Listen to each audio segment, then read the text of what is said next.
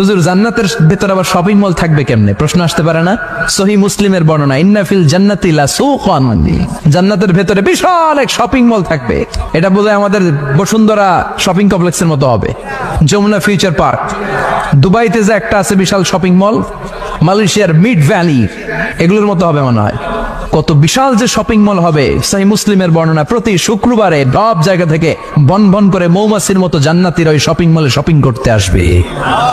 ইচ্ছে মতো দেদারসে পোশাক কিনবে, ইচ্ছে মতো শপিং করবে, টাকা দেয়া লাগবে না, ক্রেডিট কার্ড লাগবে না।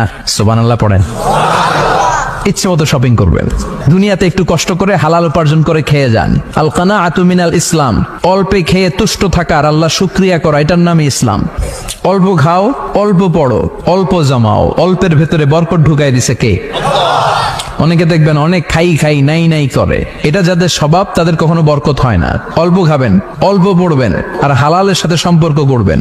আল্লাহুম্মা কফিনি বিহালালিকা আন হারামিক ওয়া আগনিনি বিফাদলিকা আম্মান সিওয়াক। বিষ্ণুনবী দোয়া করতেন, আল্লাহ হালালকে আমার জন্য যথেষ্ট করেন, হারাম থেকে আমারে বাঁচিয়ে রাখেন। পড়েন আমিন। হালাল অল্প হলেও হালালে বরকত আছে না নাই? হারাম বেশি হলেও এটাতে কোনো বরকত নাই, ঠিক কিনা?